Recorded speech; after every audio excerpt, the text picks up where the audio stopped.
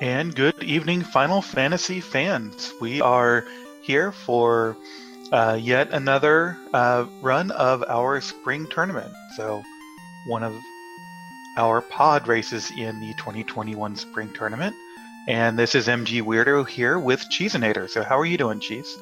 Good evening. I'm ready for the action that it looks like we're diving right into with white magic at including heal 3 and black magic including nuke. So unfortunately heal 3 being locked out, we're only going to get one of those two, but still it's a great level 1 opening for the red mage who's going to be a pretty powerful ally this seed. Yeah, and I mean, we noticed that both runners have the exact same party, 2 black belts and a red mage. Yep, they chose to do a 4 forced that included nuns, and the seed just decided it randomly. So when they popped it open, they said, "Are you good with this?" Yep, I'm good. And black belt and a red mage and pretty much anything else can win on these pod flags. You might have to reset out of a few thunder imps, but you'll be fine otherwise. And yeah, I think they shouldn't have too much trouble closing out the seed with this party. Yeah, no, that level 1 nuke sure makes a big difference getting started, and the Thunder Imps helping out Thunder to with that first wipe of Asher. He goes back and saves, while Thunder just pushes on through and gets his ship. Wow, Ship and Canal immediately off King and Sarah. We've actually just opened up access to every dungeon, at least the front side of every dungeon, except for Sea Shrine and Sky and Mirage Towers. So we got a lot of options, shall we say, because this is a free canoe flag set. So full inner sea access was available before we even got that ship, but Outer Sea also opened up with the Ship and Canal. Yeah, no, it's really going to be interesting to see how they route this and how differently they route it. Asher choosing to do some chest checks in the traditional full clear of the Temple of Fiends, where Thunder is off to the races and probably looking for some magic and to punch some pirates. Yeah, I like Thunder's approach with the Black Belt party and the level 1 nuke. You don't need gear, and you'll get money from just doing a handful of fights, and you only have one mage to buy magic for. So really, like, nuke is your whole game plan until level, 10 plus when the Black Belt starts doing some damage. Yeah, no, I can certainly see that, um, and there's Chime. There's half of my combo. I'm a big fan of Sky, and when you have the big guns, that if you can get 10 or 12, you'll have enough charges of nuke to pick up some experience real fast. Mm-hmm. So Thunder cleared out the pirates simultaneously as Asher cleared out Garland. Again, Thunder having just this bit of exploration advantage. The levels are going to add up really quickly because if they're only running 2 or 3 living characters, experience is redistributed. What do we got in the level 2 magic? Fade. So Fade wasn't needed, but you're happy to see it because what that means with Final Fantasy's limited magic charge system, that they'll be able to cast lots of nukes on tier 1 and lots of fades on tier 2. And in total, they'll end up with like 18 casts of that, maybe like 16 casts of that for Topher. Yeah, that's great for clearing out all of the trash on your way up, and then you probably want to save some of those level 2 charges because we had Lock 2 and Brack, so can be useful, depends on what you end up rolling there at the end and what else Yep. we find along the way. Thunder, frankly, he's blazing through this before I can even catch up to commentate on the action, but he's in the river system already, making his way to the other nearest key item, which is going to be at the Sages in Crescent Lake, using the handy free canoe, while Asher is catching up on the Provoca checks. We are looking in the item shops, have not yet seen the vendor item, which is in vanilla at the Oasis. Vendor item could be any named key item that's not like a piece of equipment. And yeah, what else we got? Life 2 is not going to be accessible for even a promoted Red Wizard, and there's nothing interesting at the level 6 Black Magic shop. Yeah, and I do note that Thunder keeps checking in on all these weapon and armor shops. We did see gold bracelets +1 in Provoca, but they were 10k a piece, so that's not very expensive for them, but we do not have that kind of cash yet. But I'm just kind of thinking, what else is he looking for? Yeah. Speaking of what's been in these shops, also Thunder already bought a pile of like 80 or 90 heal potions. So I don't know if Asher's done quite that level of preparation yet, but Thunder has the materials he needs to go dive a dungeon. Hypothetically, he's got ways to kill enemies and ways to heal. And here he is searching. That Crescent Lake is, of course, that one of these area where monsters are separated by zones, and Crescent Lake is where 4 of these different zones of possible enemies comes up. And he's probably was looking for EXPs, as we like to call them, relatively good experience for their difficulty for these early to mid levels. Being in the Ped pod for this tournament, I'm familiar with Peds, but I should familiarize chat with our tournament pod themes. Everyone's in a pod that's got an enemy or an NPC or something of that nature named for that letter. So these folks here are in the TFC, that friendly chest pod, and part of their theme is a handshake agreement, not in the flags. Part of the theme tonight is that both of them have to check the key-locked treasure inside Sea Shrine before they can declare victory. I'm not so sure it's a friendly chest, but we'll go with that. That's the broadcast-friendly term. Anyway, so Thunder, continuing to look around, seems to be content with these giants. Giants are decent experience and actually a lot of gold. That's given time for Asher, exploration-wise, to catch up to him. Asher chose to come to Crescent Lake, though, through the outer sea. He went through the canal passage, so now that opens up some different routing possibilities for each of them with what their ship is closer to. Right, so Thunder leveling up, but then looking like he might go to either Ice or Volcano.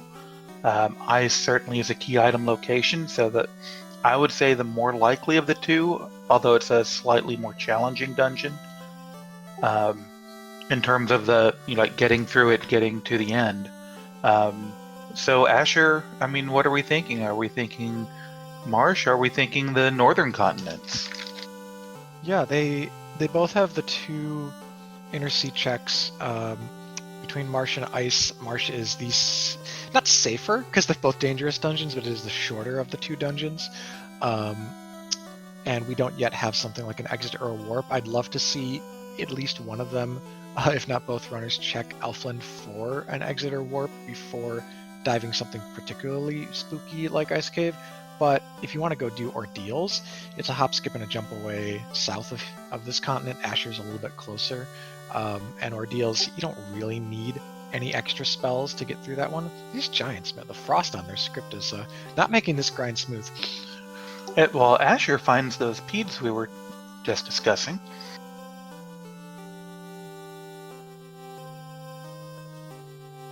And yeah, and the giant's hitting hard, taking Thunder down to just his red mage. But and he's going to go back to the party member store. The red mage getting all that experience for Thunder means that the red mage actually shot up to get its first level 4 magic charge at level 10. So if he does make a trip to Elfland, he'll be prepared to buy anything that he can afford. Well, and I think he's thinking the same thing as you were. He is running back or canoeing back very quickly, and looks like he's headed toward Elfland. But we'll see if he makes this last turn or not. Oh no, he was already past it. Run. And also of note, both runners are now on exactly 2 characters.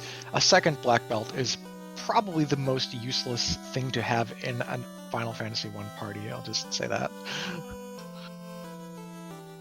Yeah, it's redundant. It doesn't add more spell charges. It doesn't add another tank. And if you're going to level up 1 black belt, you might as well put all the XP on 1 so it's higher level, so it'll just destroy everything in its path. And oh my gosh, lucky magic today for the red mage. Within the first 3 levels here, we had the Nuke and the Fade, of course. We've also got Ice 3, Cure 4, and that was Life, of course, a life spell of any kind. Were available at 3, and then level 4 is pretty good as well. That's Quad X Warp and a promotion locked wall. So really, I don't think either of them would ever consider promoting. Certainly not for wall when you've got a black belt. But gosh, like we've got warp, so we just run into Ice Cave or Marsh Cave and take advantage of it. That said, Asher did not have the cash, so he just went straight to Marsh. Yeah, well, and I think that's reasonable. I mean, you're probably going to come back through Elfland on your way out of Marsh anyway, so why not dive down in here and open these chests and see what you can pull out of here? Yep, which could include cash. Getting cash out of chests in the early game usually a little bit faster of a venture if you can find a chest dense place compared with doing overworld grinds that might get you a couple hundred or maybe 1,000 or two if you find the good packs. The herb is right there in the top. On this spring tournament's flags, we have loose at location incentive key items, so we know where the incentives will be. Roughly, they'll be inside the dungeon somewhere, but they won't be in the vanilla key item location that would be for that dungeon. For example, the wizard guarded crown chest in the basement of Marsh. Instead, it rolled into the top floor, so it's going to be a quick dungeon for both runners, but quicker for Thunder with Warp. Yeah, well, and that's also good news for, I mean, both of these runners, because the herb turn-in is right on their way. So back to Elfland very quickly here, and we'll see what they have. I was also thinking about the two party members. That will probably affect whether we buy wall or not, because with two members, we're much more like, I mean, there are 3 ribbons in the game that provide that incredible magic defense. So if we only get one of those, we put that on our life caster, and we're probably good for the end game, where if we had more party members, we might need more defenses. Yep. Now, a party like this, I'm guessing Thunder will open just a fewer boxes than Asher, but I'm thinking they'll open in the neighborhood of 50 to 60 chests unless they really have to dig out a late key item in Sky or Sea that requires going through the whole dungeon. And so unless those scenarios happen, I'm feeling like even that one ribbon could be elusive. That's fair, and you can always get the black belt ribbon by just leveling the black belt high enough and just having a large amount of magic defense instead of a resistance. Mm-hmm. And we got a nice, fresh, clean slab. Gonna go get some words etched into it or etched out of it or something. Dr. Oon's gonna work his magic anyways, so that we can understand the Lupa Lupa language. And Thunder is on his way to Melmond right now, so you bet he'll be talking to Dr. Oon. Yeah, it's a turn-in. You have to do it at some point, but not necessarily something you need to do right away, since we will need the airship to get there. Ooh, fast is promotion locked. Suddenly I'm thinking a grind to 42, then promote late for fast could be a future for this team. Like, even fast is not necessarily essential if you go that high, but fast, like, the success rate of Topher with and without fast is markedly different. Right, and if you're going to grind anyway, I mean, I know a lot of runners that are big fans of the early grind. I wouldn't have been surprised if Thunder had gone over to Earth and just looked at the tiles to see what was available. Yeah, it looks like, though, he's just prioritizing gunning from dungeon to dungeon. This is probably going to be the classic Ordeal's Waterfall play. It's pretty standard in this flag set. If you can break out of the Inner Sea early to kind of skip Ice Cave, because, let's be frank, nobody likes Ice Cave. Yeah, it's the second or third worst cave there is, so I'm still a big hater of Marsh, but probably a lot of that's not really appropriate for this tournament, more based on my experiences in vanilla. Mm-hmm. So Asher is actually keeping up really well on the exploration with Thunder. He continues to lack some of the levels and some of the money and magic resources, okay, so we got I think this mage tile that Thunder has just encountered here on the linked chest indicates that we're on the A sides, and what that means for chat is that there are 2 sets of encounters. One of them is a shuffled version of all the spike tiles you see in the vanilla game, and the other version is a set of spike tiles you don't see in vanilla, which includes some formations that aren't even in that game, that are just like in the ROM data. So today we got the A side, so they should be some familiar faces in unfamiliar places.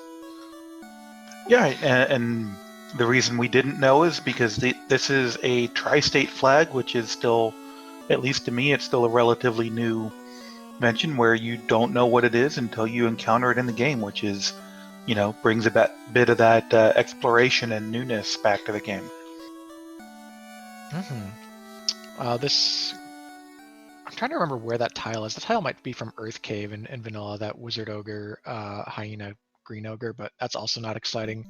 Key is quite exciting. Key, of course, it's a little bit better for parties that want to dig a lot of boxes like Dwarf Cave and all that, but Key opens up an incentive check. We've got the incentive Caneria lock today, and also Key opens up places where we can check for pretty safe spike tiles that could be our Eye, our Agama, something of that nature. Well, and it opens up one more thing that these runners have both agreed to do. It opens up our friendly chest.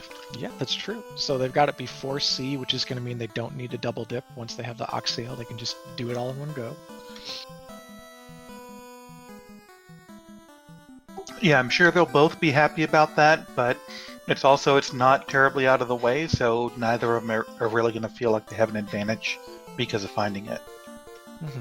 Oof. Thunder here, trying to keep this black belt alive just missed by the Wizsehag. Okay, so Thunder keeps his black belt alive at 1 HP to get 4,000 experience. That was really important. This tile is it's 1 to 2 Gersharks and a Wizsehag, and it's in the Sea Shrine center room, I think, in B4 in Vanilla. It's where the Sharknado name comes from, and frankly, if you have enough absorb on your black belt and you've got low enough HP on the Gersharks, that can be a soloable tile, but probably a little bit too dangerous at the end of Ordeals at this stage in the game. Yeah, and certainly with it being at the end of Ordeals, that's not the one you're going to go back for. I mean, if anything, I would probably go after that mage tile. Yep. Thunder wants to... Okay, he's using North Dock strats here. North Dock, quote-unquote. He's using a river as a dock by Matoya's Cave to come down from the north end of the sort of central part of the map and go check Caneria Lock. Really, really good move from him here. And we have a bridge boss 17 minutes into the game. Yep, and Asher went the other way. Now, neither of these ways... Oh, and the Thunder Imps! Ah, unlucky. Yeah, Thunder hadn't saved in a while, because what he probably wanted to do was see, go down here if the item in the in the Caneria key lock is something he really needs now, get it and stay in the inner C area. If he doesn't, if it's like a loot or a bottle or something that he knows he can just grab later once he's in the air, then maybe go over to Waterfall, that sort of thing. Now he's going to try to run around and use the safe tiles to reduce his number of encounters. So very much both using the northern dock and this sort of roundabout route to get back down here. Veteran moves really showing, Thunder's mastery of the nuances of this game. Yep, and even going their different ways, and with Asher making a pit stop at Melmond, they've both arrived back at Caneria at around the same time. So they continue to really be in lockstep for this lead, which is exciting.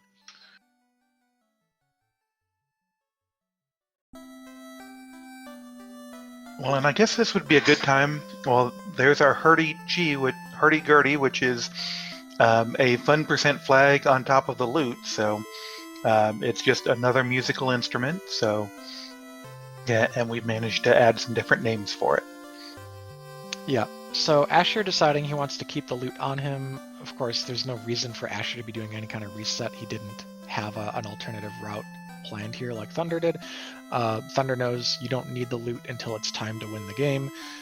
But every key item that we collect in this flag set is plus 5% experience in gold, so it does add marginally to your grind whenever you do go for piles of XP. And Asher's actually doing those tile checks now, going into Temple of Fiends. Yeah, no, it's nice to see a little divergence. I'm used to seeing Asher make 1 or 2 kind of bigger gambles in a match. So, and sometimes that pays off for him, sometimes it doesn't. He said he's been right on the heels of Thunder, who is an amazing runner and has a huge list of accolades to go with it. And Asher is a veteran of this community and just plays it a little bit looser, I feel like.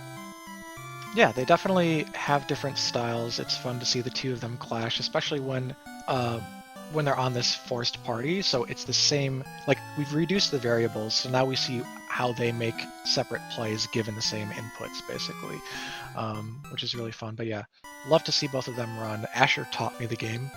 He's my like Papa Duck or whatever from the Duckling program, and Thunder, of course. He and I have faced off in many epic matches. Thunder's deep into the waterfall here, halfway to the chest. There's also a spike tile in here, so it's a great check for black belt. Yeah, and then I also noticed that Thunder checked the item shop and found that crystal, so won't need to check the oasis, but just two more items in his pocket, and we'll have to see when he decides to go on that grind, because it's getting toward time. Yeah, well, it's not going to be this tile here, just the earth from Earth Cave on the waterfall tile. The robot has our floater, though, so Thunder rewarded for the route that he took, prioritizing waterfall as soon as possible. He's going to be in the air once he can do just a little bit of sailing. He should be able to warp out of here, no problem, after taking down these mud goals. Asher found... he's got palette swap on, so I'm not actually sure what kind of dragon he just saw, but he found the metal slimes, which is a fantastic two-person grind with a nuke. Yeah, so this is in the Northwest Castle. That was a red dragon, so it was okay, but it did take a couple of nukes to take down the first time. But as you said, these metal slimes are just a fantastic grind, so yeah. Here comes the house, reset the magic charges, and back in. Yep, so whichever way Asher goes, there are good experience per minute gains to be had in Northwest Castle. This may look now like he's quote-unquote getting behind, but Thunder at some point will have to sit and grind somewhere, so it's either you spend the time now or later, one of the two. But we will see Thunder explore more once he's in the air with the floater turning at the Ryokan Desert. Yeah, and that'll be a good question to look at, is does the earlier grind that pay off more, because that helps you get through all of these dungeons a little bit faster because you're higher level, or does having the extra items when you do your grind matter more? That's kind of the eternal debate as a black belt runner. What else of note here?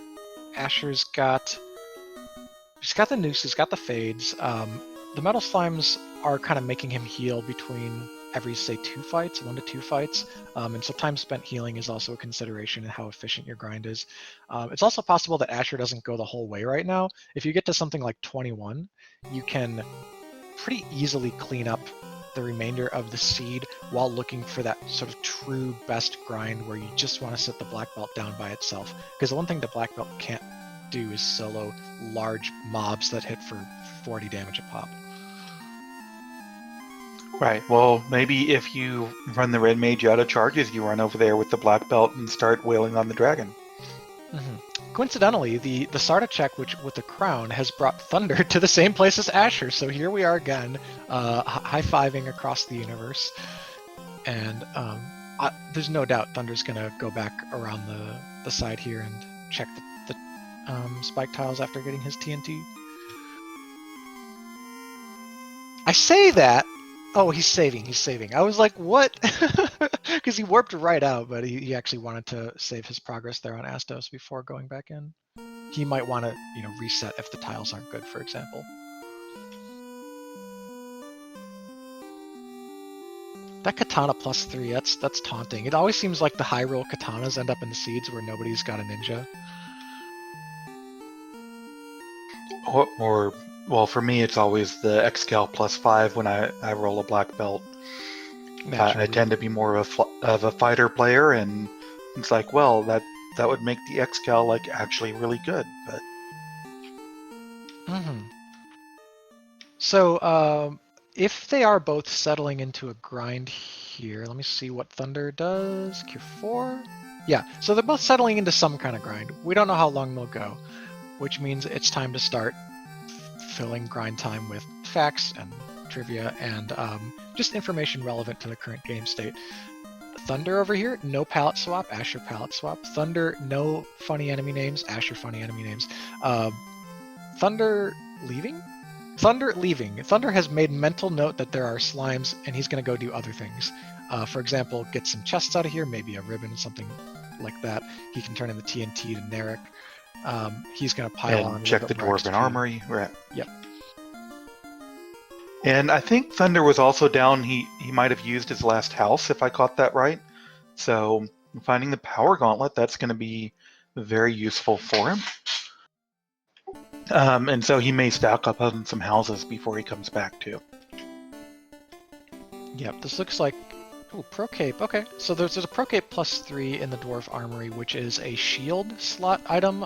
One of only 2 shields that the Red Mage or Wizard can equip, along with the Buckler. Pro Cape has 8... Oof! Huh, okay. Last save... Was the last save before the TNT turn-in? No, Yeah, it was just after. Thunder just got cracked by Asps on the overworld. Very unlucky. He hadn't saved since before his TNT turn-in, so he's going to go back, do that, get the Power Gauntlet, which is pretty relevant for winning the game. And he doesn't even want the Pro Cape +3. That's 11 absorb, but he's going to say nah, not worth the time. Yep, and headed over to our friendly Canaria lock to get the loot. Oh, for his extra 5%. So I really like what Asher's doing here. Asher took the group grind for as long as he needed to get a solo capable black belt. And now that the black belt can punch out the red dragons successfully, he's going to fight red dragons, which are a meaty grind, a good experience yield grind for a black belt, assuming you can 1 or 2 shot them. Right. I know, especially like Lord Fizzlebeef, one of our veterans and stalwarts in this community, is, posted some stuff where it's experience per encounter, but what I always find is more critical is experience per time, right? If the encounter takes forever, or takes 2 rounds to kill, that's not a good grind, even if it's giving you a huge amount of experience. Mm-hmm. And so this one mob every time, he doesn't have to think, he doesn't have to choose what his characters are doing or wait on animations. So this is going to be a really, really fast grind. Yep, he's taking up to 100-ish per hit on the... hang on, I'll get to that key item in just a second. Asher's taking about 100-ish per hit, 80 to 100 from the red dragon, so he has to heal once every couple fights, but he is one-shotting. He was one-shotting from the low 20s already, so these red dragons don't have very high stats, which makes this, again, a really clean grind for him. Thunder, turning in a slab, got a cran. Or crayon, I guess. I grew up in the Midwest, we called it a cran. And there's another funny names flag, so all kinds of naming conventions here. We got the hurdy-gurdies and we have the crayons. That's the renamed Ruby for what the Titan likes to eat. And okay, you're not supposed to eat your crayons, some kids did, but we're not going to judge because this Titan already eats rocks, so if you eat rocks, what difference is a crayon? Well, it'd be really soft, so maybe it's actually good for him. Mm-hmm. Yeah, well anyways, I'll stop waxing poetic about crayons and talk about the action. Thunder is in the ice cave now, which is probably going to have an important key item because we have seen a non-required turn-in with the... well, actually 2 non-required power turn-ins. bonk. Yeah, the Power Gauntlet and the Ruby, because Ruby does nothing after you're in the air. We've already seen Sarda. Right, but it's a key item, but you're right that we have another way around. I'm a little surprised that Thunder didn't take some of that and go for his grind, but yeah, he's collecting all of his items. He is certainly prioritizing collecting those key items today. Yeah, and yeah, I like both approaches. I really do think it's a wash in terms of who's saving the time, because the 5% per key item is not a ton, and additionally, this kind of flag set doesn't require the kind of routing where it's so important to have the highest level black belt before even doing your dungeon exploration. When I say that, I mean Earth Cave. Earth Cave is always go mode because there's never going to be an incentive in Earth Cave, and that's one of the ones that you usually save for last anyways, where you've got that high level black belt that makes all the enemies run. That's not going to be an issue for either of them. Nobody's doing Earth Cave until after they've done a grind. Thunder finding what we call the seafood party platter, the sea trolls, lobsters, and sea snakes. Nuke is going to take him down pretty quickly, but it's always a dangerous tile. Yeah, thankfully Thunder has Warp, so he didn't have to go back through that Seafood Party platter. That's just a really good veteran move there to say, like, I want to save a little bit of time and not repeat a dangerous tile, as well as a number of damage tiles on the floor. So you just take this other fight instead and continue about your business. Asher's up to 34 on the black belt. I'm imagining he's going to take this to somewhere around 39 to maybe 40. That way he'll just naturally hit 42 in the course of goings through his next couple dungeons. I wouldn't be surprised if he stopped at any moment now, if he remembers, because we do have 2 bonuses were rolled for these character classes. So the black belts have plus 10% hit percentage, so they're going to reach that required hit percentage to gain another attack earlier, a couple levels earlier. So 38, 39 is all you need. I'd be done. Yeah, that's true. Thank you for reminding me. Chat, we do have blessings on our classes today, and the blessing for black belt is more hit percent. The way the calculation works, we get it a couple levels earlier, the increase in hits. Thunder, by the way, while we were discussing that, wiped out of the ice cave. We still don't have any ribbons. So there is actually one edge to Asher's grind early here. It's the natural MDEF, magic defense, that is, increase on the black belt.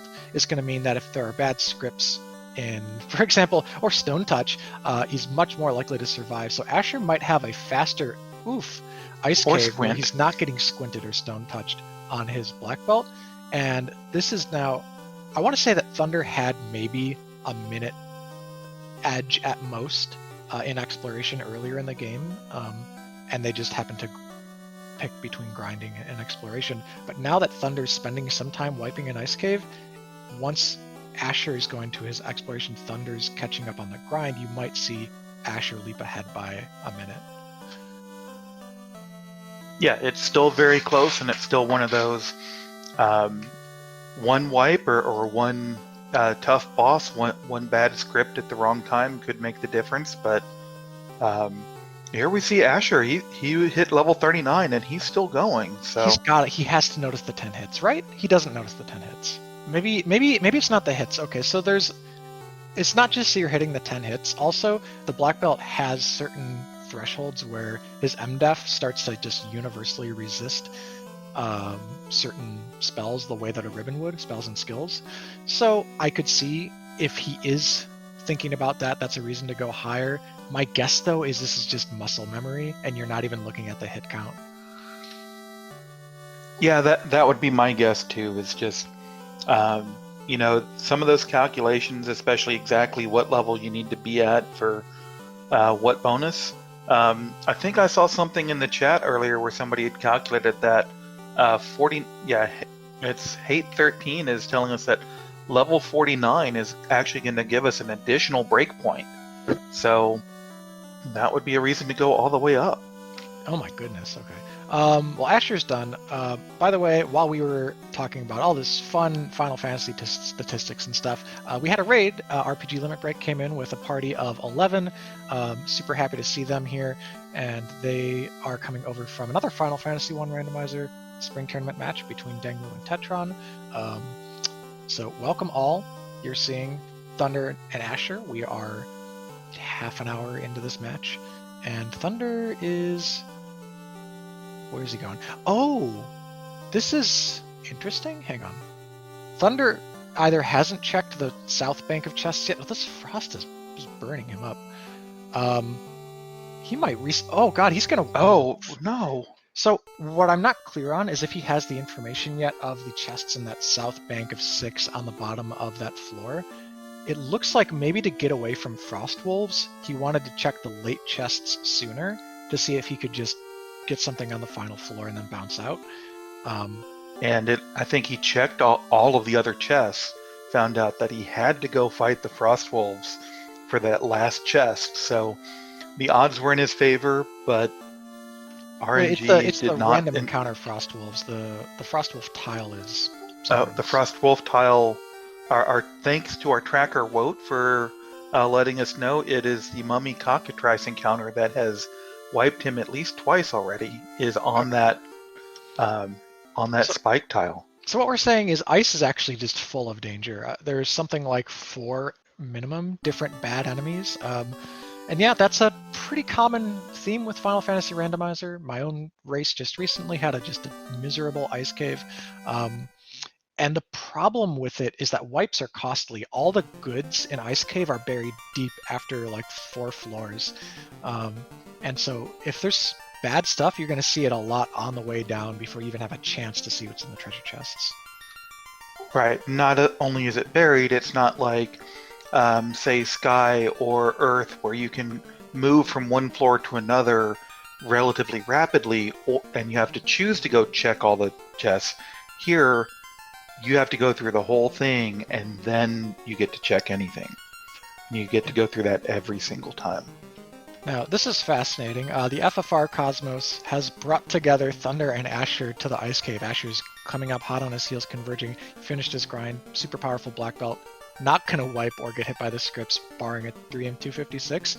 So Asher's probably going to one-shot this cave, but without the floater. And it's for a bottle, so the bottle could To be a be tail. determined. It could be a white shirt. We don't actually know if this is required yet, but it certainly would be a little upsetting for Thunder if he digs that bottle out, takes it to Gaia, and finds something not required. And was that 2 max roll nukes in a row? Yeah, I saw a bunch of 400s pop up on the screen. Yeah, that's pretty rare. I think he's going to make it out here. Wizards weren't scary. He's a few steps from the door. All right, Thunder is Safe. Thunder is walking without saving, which Wow. has happened a few times so far this seed, but not penalized. He's in the air and he's going to turn in his bottle. So, for anyone wondering, we see this more often in, say, the Temple of Fiends Revisited, but every step you take can roll an encounter. So, what you do is, as soon as you get out to where you're on the overworld, you pop your tent right there before moving, and then even if you hit an encounter, you've saved all of that work. If he had hit a bad encounter, say, well, I'm not sure if there's anything dangerous in that area, but it could have been real bad for him. Mm-hmm. And we don't know if the bottle's any good yet because it leads to an adamant, so that still needs to be turned in at dwarves. Has Thunder already seen the vendor item, possibly at Onrak? He did. It was at Onrak, and it was the crystal. Fantastic. And I don't know if he remembers, but he did buy it. Well, it looks like he remembered now. That he just skipped past the item shop in Gaia, so I wasn't sure. All right, so the vendor item turns into the Oxale. Asher has not been to the sea area yet, so he'll get that when he goes over there. He has tons of cash, so Asher will buy the key item before he heads to Waterfall to get his floater. Is floater required yet, though? We were actually just about to find out if floater is required or if Asher might end up just magically floaterless. Looks like floater is not required. That's a tail at the end of the bottle chain. So we don't have the cube yet to get into Sky, and I'm thinking that may be at the end of our slab translation.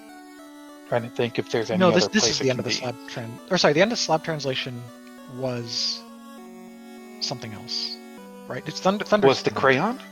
Yeah, it was the ruby. Yeah. There we go. Okay, so we're missing one key item here, and I'm sure our tracker is going to help us figure that out. Yep. So now they're swapping places. Thunder's ready to grind. Asher's finishing exploration. Relative advantage. I mean, Thunder's route got him some time in the early game, being in the air sooner. Asher's still sailing around everywhere, so a little too tough to call now. If Asher immediately goes towards a waterfall and the shop item, he'll be caught up in short order. And Walt letting us know the cube is either in Sea or Mirage, and white shirt's the other spot. So I think that you either you run Volcano because you're here, or you head up to Sea and Waterfall. Yeah, if I'm in Asher's shoes, having 4/6 of Go mode in hand, and being in the area, I would probably sail to Volcano and finish it out. But don't know if he'll make that call. However, there's no way he finishes floaterless just because you don't have Oxyel before doing Waterfall anyways because of the location of the vendor items, so he's going to end up getting the floater out of Waterfall and being in the air.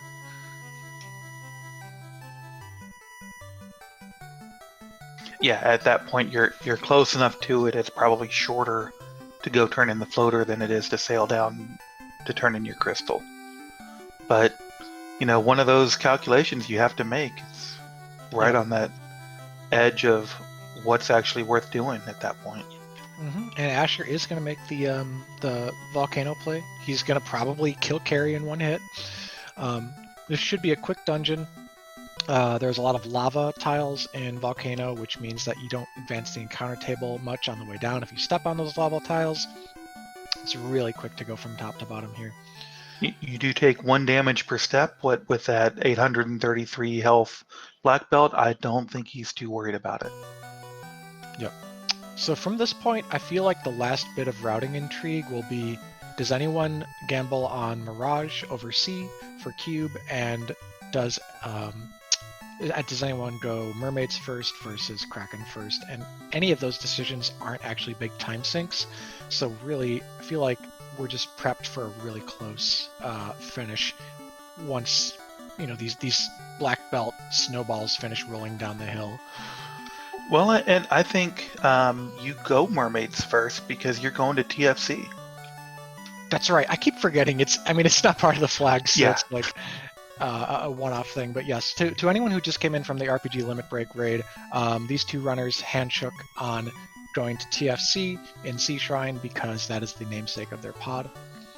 In fact, Thunder named a character TFC, the nun character. I feel like he probably did that to remind himself to check it. Oh, definitely a good thing for us to ask him when he comes in for an interview afterwards. And before you can blink, Asher's down to carry 1. The nuke does 151 damage. Carrie responds with a punch.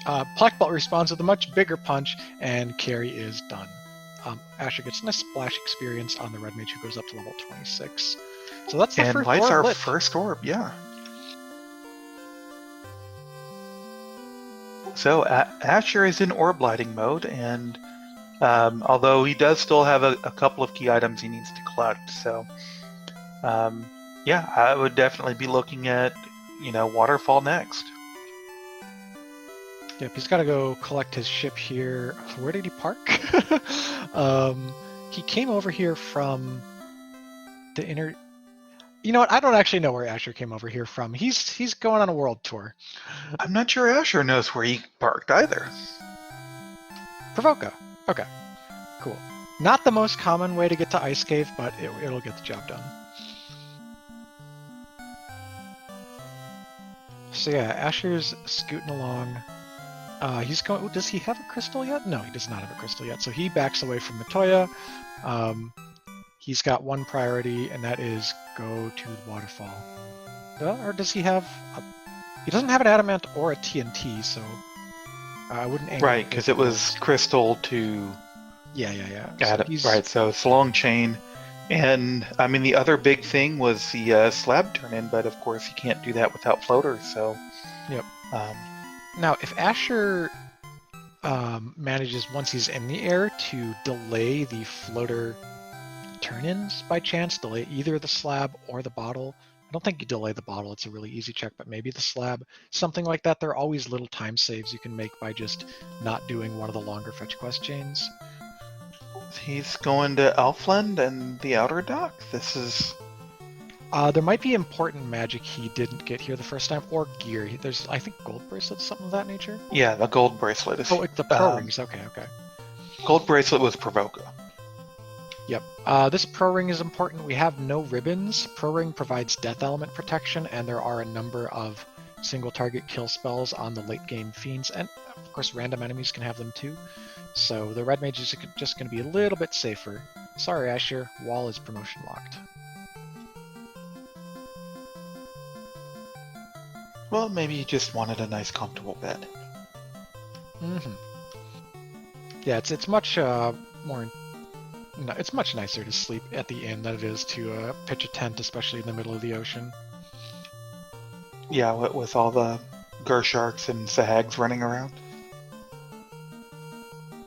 And Thunder on the other side is just, he's in that single man black belt Red Dragon grind, and I'm just going to see if I can catch his level here, but we saw Asher do this a while ago, so he's probably mid-30s, low 30s at the moment with 728 hit points, so... Yeah, I think I saw 35, 36-ish. What are we at? 38. Okay, cool.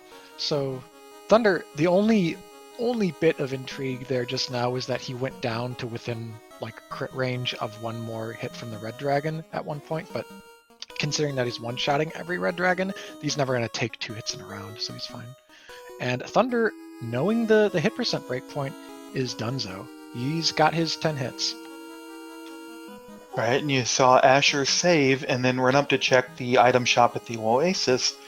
It's even now, it's still probably the most overlooked item shop, and I've seen runners. If you forget it, you are running around in circles for a long time. So he went up and checked, and it was a veteran move to save right before that, so he could reset back and pick up his crystal. Yeah, and now that Thunder has his grind in hand and is already at on-rack, I'm actually going to say he's way in the lead because of having floater for much longer and being more efficient in his clear of the overworld. The time Asher gained in Ice Cave seems to have been kind of trivialized. I mean, we do have the extra, minute and a half, 2 minutes for Volcano. Carry, but I mean, if you think about how much time it's going to take for Asher to fill up his tracker, as comprehensively as Thunder did, it's looking like a few minutes edge, even considering the Volcano for Thunder. Yeah, part of that is just fair. grinding more efficiently. Thunder did not bother with the metal slimes. Asher spent some time on the metal slimes, and Thunder stopped attacking Red Dragons sooner as well. Yeah, well, I think a lot of that was Thunder got those levels. The ones Asher got from the metal slimes, Thunder got from going through Ice Cave. Mm-hmm. Thunder picks up the defense sword.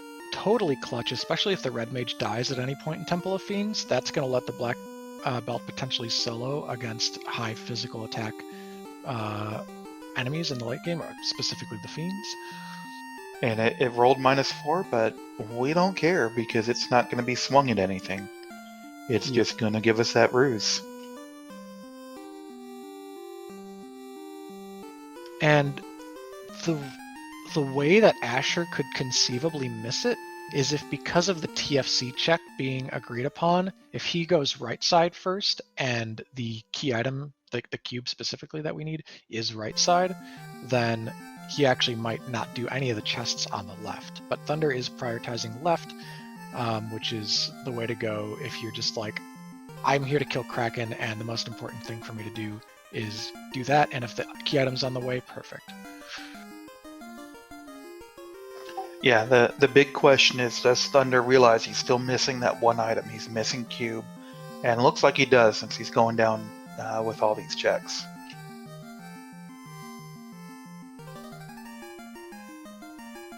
Yep, Asher has floater in hand, is now backing away from the aquatic area of the game, and we'll see just how long his airship block checks take.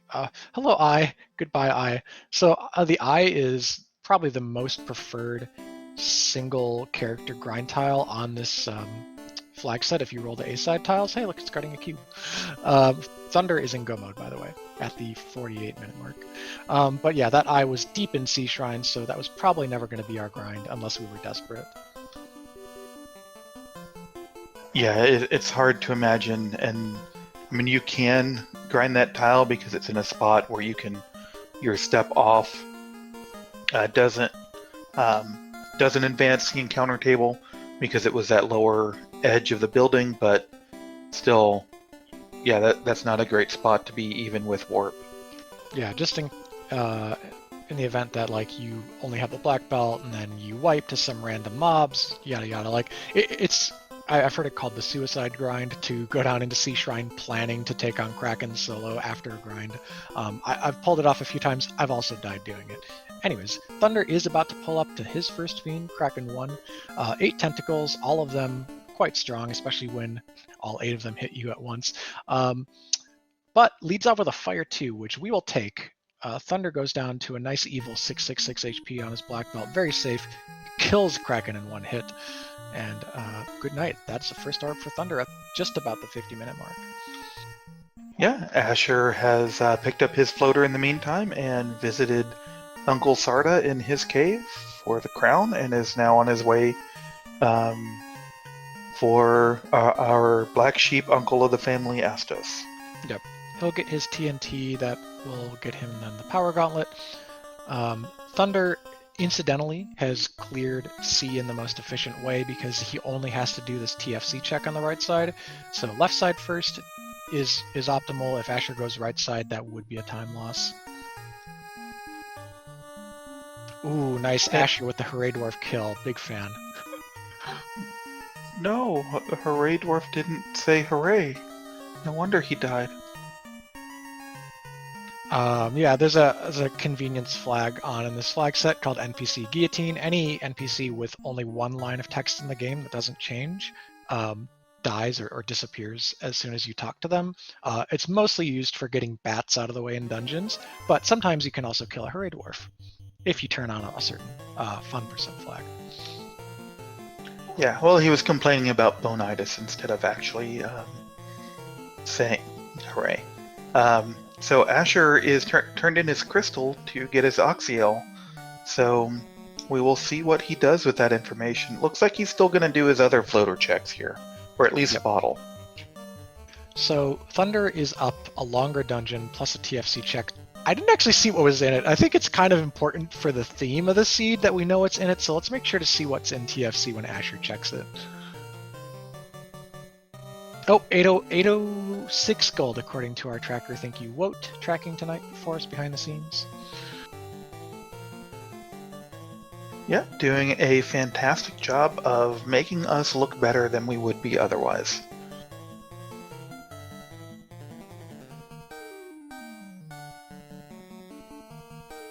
Thunder just absolutely blazing through this dungeon here.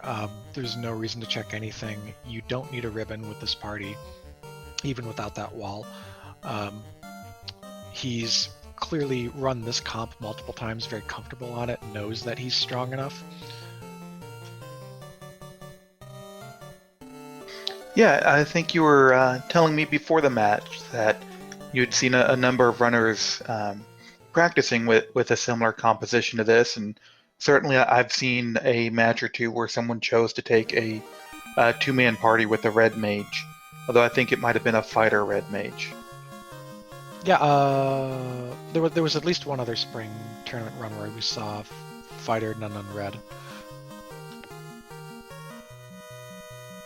Yeah, and so Greggly Puff, just so you know, this is the TFC pod. So these runners have chosen to not only go with a 4-forced party, including nuns, but they have both agreed to check TFC as part of their match requirement. Mm-hmm. So Asher gonna do, I think, just a little bit of route efficiency. He might have been over here near Melmond for slab translation, something of that sort, and he's gonna run through Earth. Everything, just about everything in here will run away from Asher besides some of the undead enemies. Like, goodbye George, goodbye George. Okay, one George attacked him. Yeah, that's the advantage to leveling a black belt before you do Earth Cave. Yeah, I'm getting double anti-bingo flashbacks with, running around trying to kill all the bats or something. But, because there was one that seemed like he could have just walked around it, but chose to kill anyway.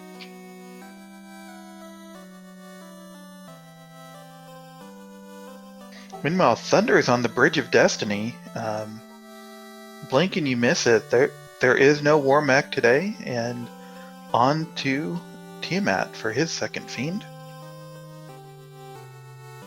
Yeah, we got, I I mean, you want to call the fight, but there's nothing to call when the red mage actually does a solid 330 and the black belt comes in with another 700 plus. Fiends today have their HP between 100% of vanilla and 150% of vanilla, so that Tiamat was going to be between 1,000 and 1,500 and looked to have just over 1,000. Yeah, I mean, you worry about her because she's a little tougher and often has, a nasty spell or something, but I mean, Thunder just runs right through and it's like she's not even there. Yep. Thunder, honestly, besides the hiccups that no fault of his own, he just got super unlucky in an ice cave. So besides those setbacks, Thunder has just been making mincemeat of this seed. Really, really good pace so far. He's got 2 orbs lit and about to have 3 under the hour mark. I think he'll actually have all 4 under the hour mark, presuming Earth Cave is as quick for him as it is for Asher. Bit of a Freudian slip there. Earth Cake. We like to give Lich the cake here in the FFR community. Yeah, it's one of the things he's particularly vulnerable to at a reasonable percentage, and instant death is, he likes having birthdays. And you know whose birthday it isn't? Carrie. I think this is Carrie's unluckiest day because both runners have vanquished her in a single round. Lich just had like 3 exits HP total, and Lich is down, so these fiends are just melting. There's really nothing that stands in the way of a 10-hit black belt. Yeah, I mean, there are seeds where, I've been like level 15 and I've wiped on carry 1, but this is not one of those seeds. These guys are end game ready, and really, the things that are going to stand in their way are a particularly nasty late fiend or a really deadly set of encounters on like the water floor. Yeah, I think absolute worst case scenario is in any way ending up as solo black belt, whether it's like you die to a script, you die to a punch, something like that for the red mage, and then a slow 2 on frankly any fiend, but especially chaos coming out just turns into a reset. So just hope for no slow 2, and there's not much else that should hold us back.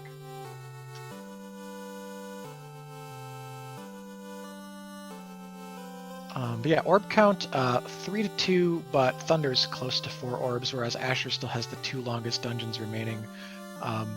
Looking like, and has to look for a key item as well. He still needs 6Q. Absolutely true. So Asher feels like he's more than 5 minutes behind, maybe 6, 7 plus. It's kind of, you don't really think about where all that time disappeared to, but if you go back through the seed, it really adds up when you get floater 25, 30 minutes earlier. Right, and I would say, Asher has not made a serious mistake in the seed. It's just, the routing, the finding the floater faster, and lots of little things that have added up. And this is why Thunder is one of our top tier runners in this game. Most recent championship belt for him, he won with Sir Linkalot at the co-op tournament last summer. Either of these runners, of course, both experienced and skilled enough to maybe take the whole thing here in the spring tournament. We've got a lot of people who are running hot right now. All you have to do is make it into the brackets and you have a chance. And going at least 1-2 in your pod, there's some math involved, but going at least 1-2 in your pod means you have a chance to play yourself in to the bracket, which is going to be pretty large, 64 seeds. Yeah, I think Asher has done better and better every spring tournament he's been in. Last time he was not just one of the organizers, but also round of 16. And then Thunderclaude seemed, other than the co-op tournament, it seems like he's always been like just a hair behind, but he's one of these people that, if it's a one race match, he can win against anybody. Mm-hmm. By the way, Asher, because of the TFC quote-unquote incentive, he's gone right side first, so he is actually going to lose a little bit of time checking these extra chests, whereas Thunder got the cube down on the B4 below or above Kraken.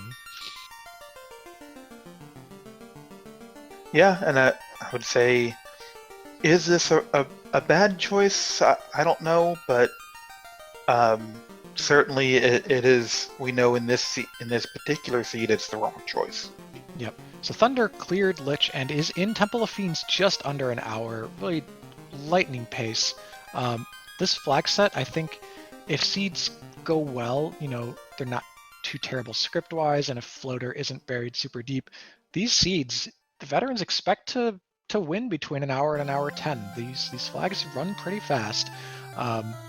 Sometimes that slips up to like 1:15 if there's some complications, but yeah, Thunder is on just blistering pace. Yeah, and I mean, they both did it with a little bit of a handicap. The problem with that black belt red mage is that it's a little tough to start off with, although level 1 nuke goes a long way toward helping out. But yeah. But we had Thunder imps too. Yep. With 4 forced random party members, including nuns, this could have gone very differently. We could have had a very awkward party, either lacking a melee class, lacking mages, or having maybe the inferior mages and melees together. All kinds of things could have happened, but we got legitimately one of the best meta parties, right? Like real solid high tier runners pick black belt nun red mage on purpose. So, this was a pretty beneficial role, especially for Thunder. Yeah, I would say though that it does take a lot of skill to run that party, or to run this party and be successful with it. And because if you don't know how to get it off the ground and get it rolling, it can be really tough to work with. And both of these runners have just flown through this seed. Yep. And additionally, we're in Topher, so I should talk about what are the implications of having these nuns. Well, nuns are characters that you can't revive. They're just nothing. So while we could revive with that level 3 life, we can revive this other black belt to act as a meat shield for Carry, Kraken, Tiamat, Chaos. We're not even going to talk about Lich, the speed bump we just ran over. We can't do anything with that nun slot. So when it comes to punch targets, you just have one fewer punch target at all these fights, guaranteed. Well, respect Lich. I just have to throw that out there. I think our tracker is a Lich respecter as well. Well, not respect, but I need to teach myself enough coding to make that flag where Lich 2 is actually deserves a little bit of respect. Asher is showing us a sweet door glitch, by the way, there in the Sea Shrine as he makes his way down towards the cube. I wanted to say something about Carry. Carry was not on the screen long enough for me to say something about Carry.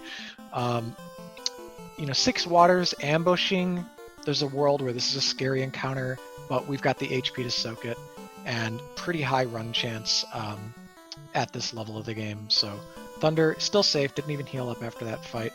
Is he gonna res the meat shield, or is he just go mode right here? We'll see once he finishes healing up. And yep, there's life. He's gonna move that to the top. Yep, meat shield active. And he's even keeping the high HP black belt in that second slot, so once the meat shield is down, which it already is, the targeting will still be twice as likely to go onto the black belt, who can probably soak a hit. Kraken did not die in 1 round. Interestingly enough, this Quad X should do it though. Yep, nice. And you're correct. That's knowing what your possible hit point totals are, and giving it a good shot there. So Quad X will kill, I believe it's 299 and under. Yep.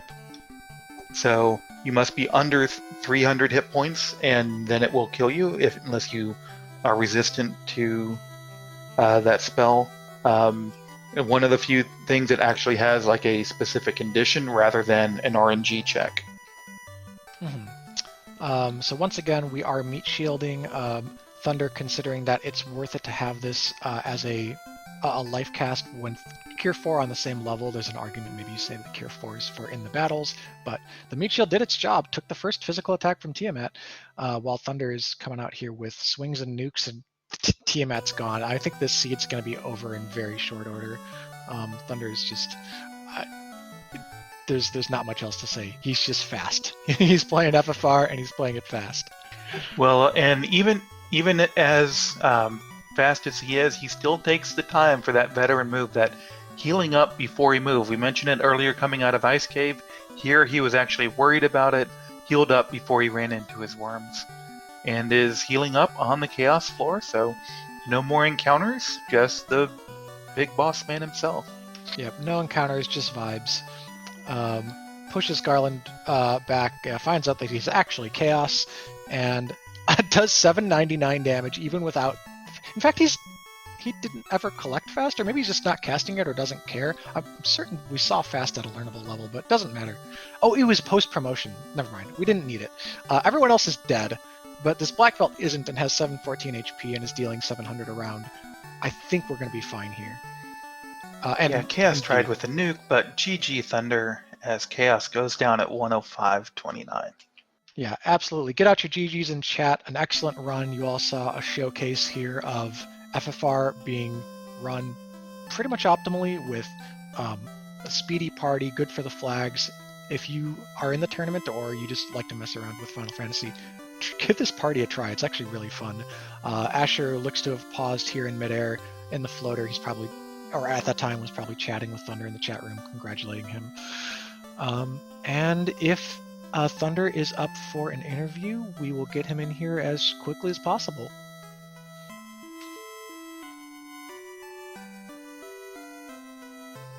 Yeah, and Asher will keep on clearing, so he has found his cube and is headed up through the temple, the Mirage Temple, or Mirage Tower, rather.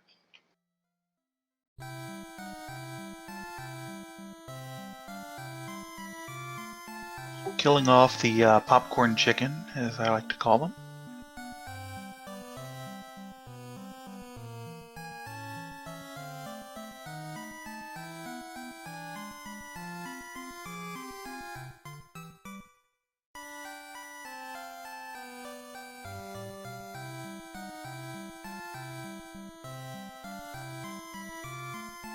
And who do we have in the booth? That is our winner tonight, GG Thunderclaude. Thank you. Yeah, GG, sir.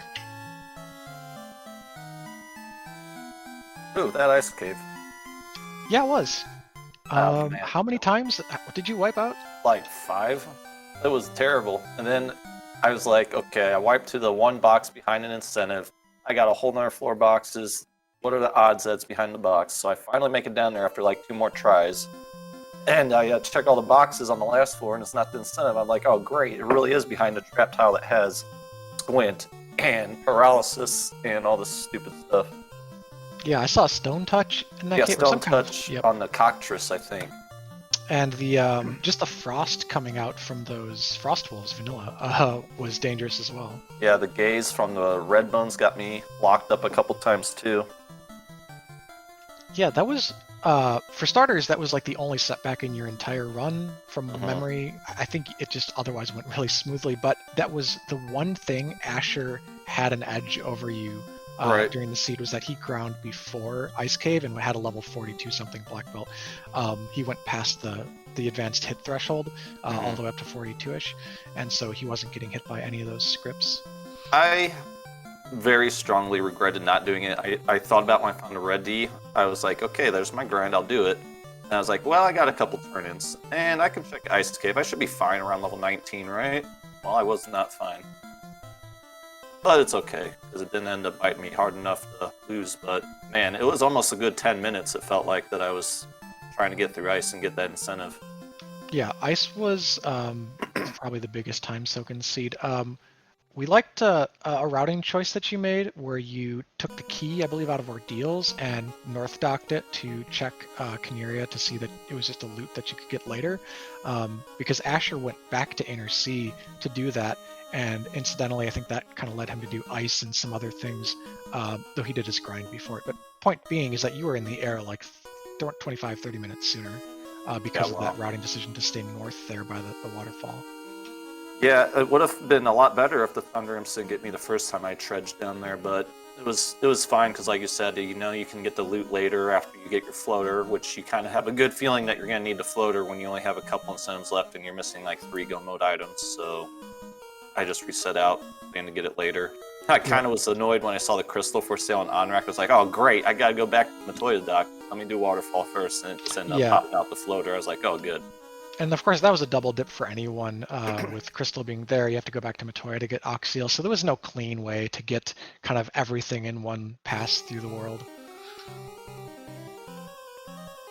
I didn't check. I really thought, I was pretty confident I was going to lose the Asher because of how my ice cave went. I assumed he wasn't going to be as far behind getting the floater as I was. And so I didn't really look even in free boxes for ribbons. I wonder if Asher found any. Not that we saw. He hasn't checked substantially more chests than you have, except for going right side Sea Shrine first, which we were actually saying earlier, like, hey, with this quote-unquote incentive TFC that you both have to do, is going right side first correct? Like, I mean, and Asher tried it. There are more chests over there, but the cube ended up being left side, so that was another place that you gained time on him. Yeah, it's one of those, you're probably not wrong either way you go, because it worked out well where the cube actually popped up on Kraken's side for me. Because even though I had to go to TFC side, walking all around Mermaids and probably check all the rest of the boxes on that floor on that side just to be thorough before I go to Kraken's side would have still felt like it probably took a lot of time, more than clearing Kraken's side. So I just tried to go Kraken's side and it worked out. Yep. Honestly, I think your intuition was pretty correct, feeling behind just kind of following the standard route, but Ice Cave being slow. Just because most runners in this flag set do, break out of the Inner Sea ordeals Waterfall, and they put off Ice Cave. So, if Asher had followed the same route as you, it might be a different story. As it is, though, for the action on screen, Asher is in Temple of Fiends Revisited. He's onto the fire floor, has already wiped the face of the earth with Lich, and should have about as little trouble as Thunder did the rest of the way. I pulled up Restream and I see they didn't decide to put our cams on Restream, which is probably good because Ice Cave had me mouthing some words. Yeah, as long as you don't show any gestures, though, it should still be safe. Yeah, no, you've done a great job on the interview, Cheese, but it just felt like there were a lot of little things that you had as advantages over Asher. I think you did have an advantage early. I don't think did you see the Thunder Imps the first trip up to the Temple of Fiends? No, I actually didn't. I got turned over to nuke them before they did anything, and then I didn't get an encounter after that. Yeah, so Asher saw those a couple of times, but no, he did things like he checked the chests in there, and he actually went back and checked the trap tile in Temple of Fiends as well after getting the key. Yep, that was Frost Giant double Frost Wolf. Oh wow, yeah. I considered it, but when I saw the red D, I was like, this is good enough. And then the eye just kind of pops up and see guarding the cube, which was kind of a slap to the face, but it was fine because I only gave a little bit more than the red D did. Yep. Quick bit of intrigue here. So because we had that extra hit percent growth on the black belt with the Seed's Blessing, Asher has done the impossible. He's actually gotten more than the typical max hits for a black belt and is capable of 12. I wish he would have promoted Get Fast because that would be pretty fun. Wait, is he though? I mean, this could be an evasion thing. I want to actually see him deal the 12 hits to see if it works like that because I'm still not convinced. Well, it makes sense because with 10% hit growth, you're going to hit breakpoints not every 10 to 11 levels, but every 8 to 7 levels. So 42 to 49 would make sense to get another 12. Well, and Asher might be doing it for us with that lock too. Yeah, unfortunately, we didn't see it. I would love to see him just like, he can't go back outside Topher because he got level 49 in Topher. But for the sake of science, I'd love to see someone like definitively show that you will get the 12th hit. Regardless, Asher is pulling up on Chaos, resurrects his meat shield. He's been doing the same party formation as you, by the way, so both veteran positionings there with your kind of unsafe red mage with no ribbon down there at the bottom. Asher's lowering Chaos's evade, eats a nuke to the face for everyone. Red mage only takes half its HP, so still alive. Quad X comes out. Thankfully, the Pro Ring protects the red mage from going down. 10 hits for 928 from the black belt, who gets healed back up to max HP 999. Chaos does, what would be a lot of damage if you didn't have 99 HP, and indeed a punch for over 1,000 takes down Chaos. Asher finishes in second place with an official time of 1 hour, 14 minutes, and 36 seconds. Get out those GGs in chat for Asher. Yep, GG Asher.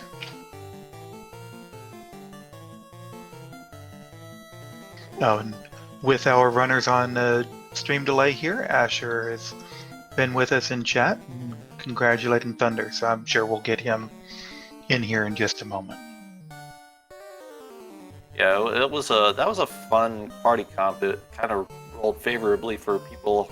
Asher and I handle a two-man pretty well, but with the forced party and nuns included, it could have ended up being like blue, black mage, white mage, red mage, nun, or something you don't normally see as far as a carry DPS goes. So it really rolled favorably for us today, especially with the 10% blessing on the black belt. And here he is, GG Asher. Thank you very much. Hopefully I'm coming in okay. Yes, we can hear loud you and clear here. Yeah, GG's Asher. Yeah, you too. I said pre-race that you beat me by 13 minutes. I'm surprised I got it within 10. I had a pretty bad time with Ice Cave. Yeah, I don't know exactly how long, but it was very close to 10 minutes. I was trying to dive in and out of Ice Cave. Yeah, I've had a bunch of seeds where the incentive ends up behind the Frostwolf tile. It's kind of annoying. It's like, you could go anywhere else. I have warp. Come on, please. Yeah, I think I probably tried diving in 8 times before I finally got to that incentive. Ooh.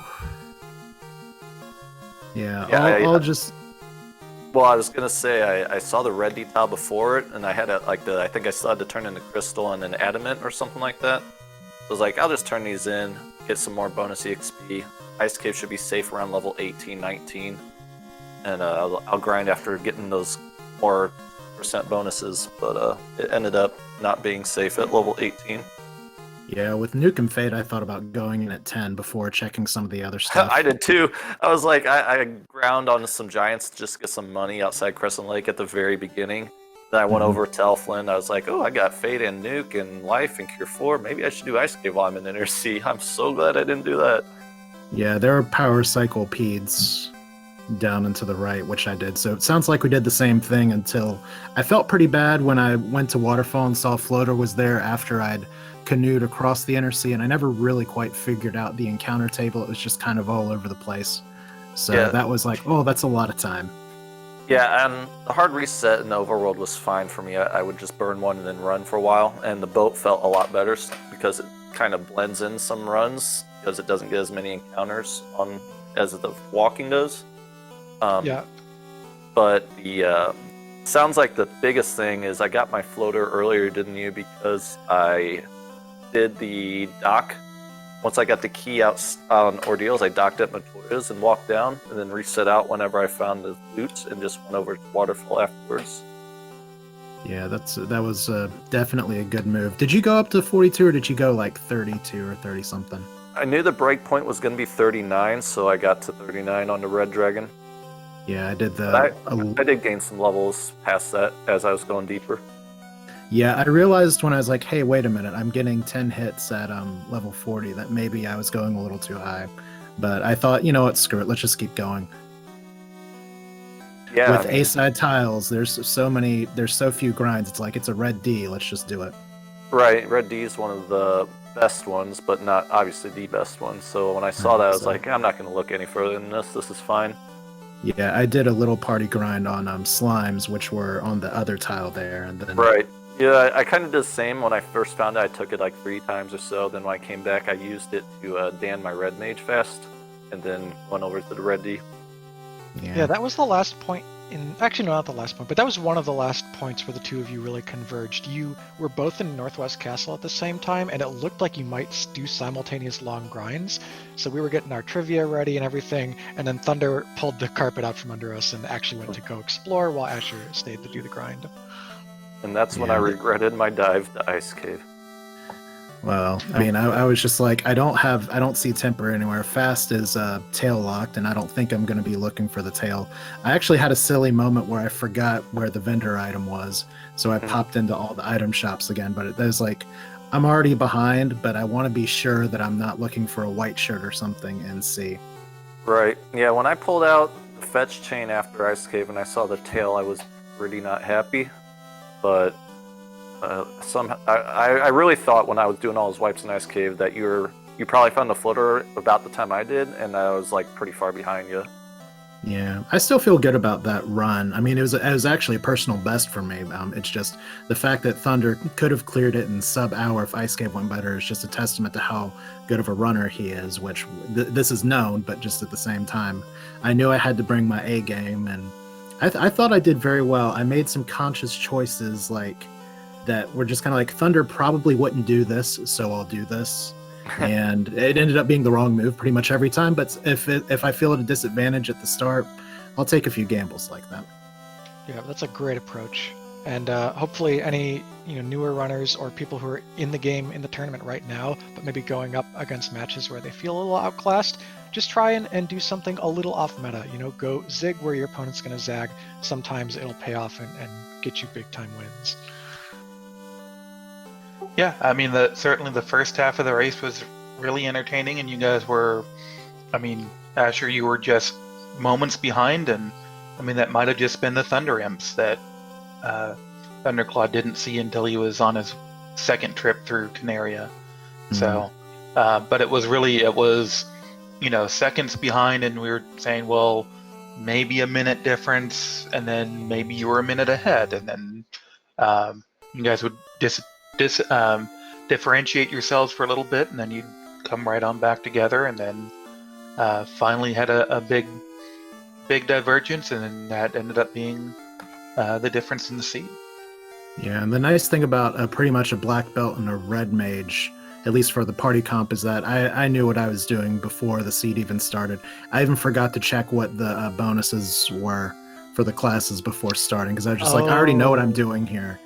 So there's like a few silly things that were like a few second time loss, but nothing that would have made up like the chunks of time that Thunder. I mean, the thing about Thunder is, I know y'all just watched him play, but his menuing's outstanding. His just efficiency running through the emulators outstanding. So just any of those things that there's like just tick, tick, tick, tick, tick. Oh, well, I should really know if maybe I missed out on like getting level 1 nuke on my black belt. Yeah, Thunder, you really had a direction, a clear direction for the seed, as though it was subconscious. Like we would be talking about the town you were just in, or like what sort of the sequence of the early game might be, but you'd already be past that town while Asher's like just catching up behind you maybe 30 seconds, 1 minute later. And so you were always kind of advancing the plot for us, and you never had any doubt about where you wanted to go. That's something I try to tell anybody when they're first starting, is always like know where you want to move and make a direct line to it, especially with like overworld travel, between dungeons or town checks. Like just know the fastest way to airship to something and make sure you just go as soon as you can get to the airship and go, instead of waving back and forth left and right, which way's faster, or sitting there thinking, okay, what should I do next? Try to think ahead as much as you can and keep the character moving.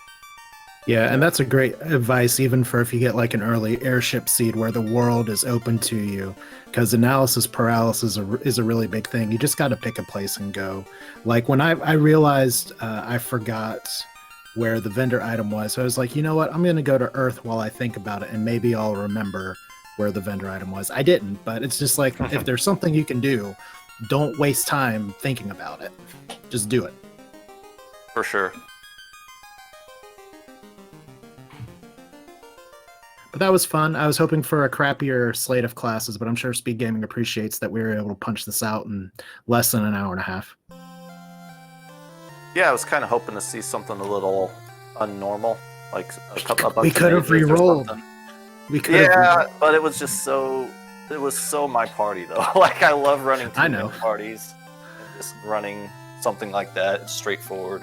So Yeah, I don't normally run 2-man because it's just not my preferred style of play. But it's like this one's like, yeah, 2-man, let's go. Level 1 nuke, oh, easy. Yeah, when that happened, I was like, oh wow, this is going to be a lot easier than I thought it was going to be. This is not like my practices at all. No, that was probably the nicest magic I've had on a red mage, to be honest.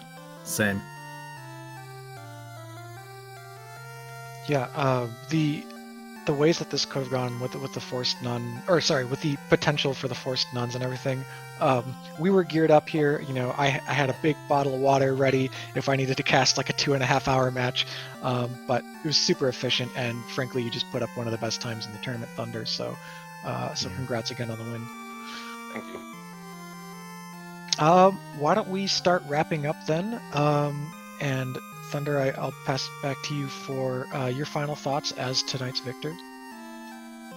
It was a good race. These flags have been very accommodable to both veterans and kind of newer people.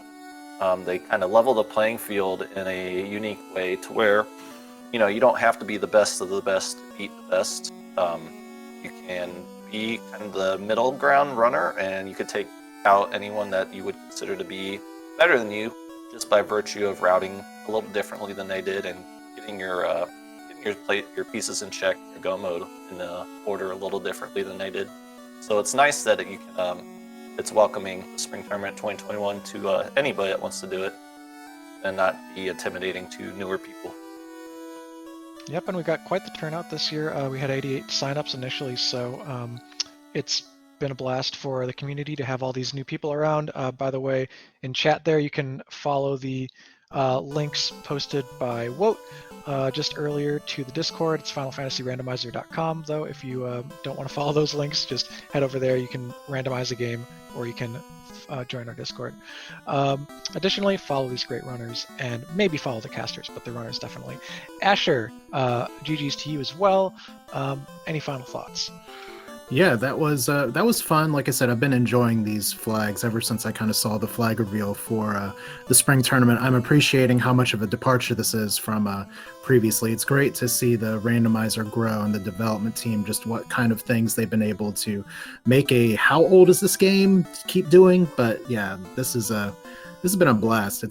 I've kind of laid off of FF1R for a little bit just to kind of get my mind off of it, so it's fun to come back, be fresh, and like, this is all so different.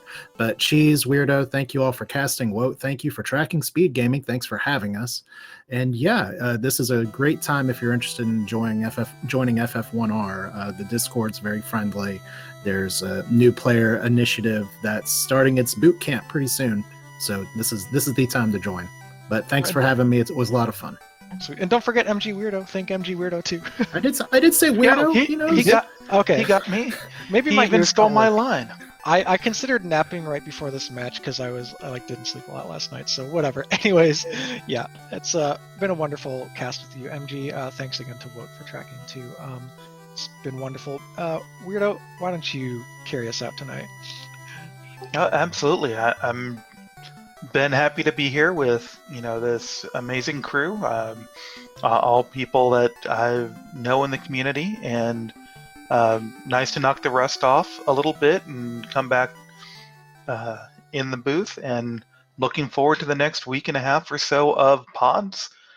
So we'll finish out the pods here in the spring tournament and then look forward to the placement in the brackets. So that's it for us tonight, and tune back in tomorrow for more Final Fantasy Randomizer Spring Tournament 2021.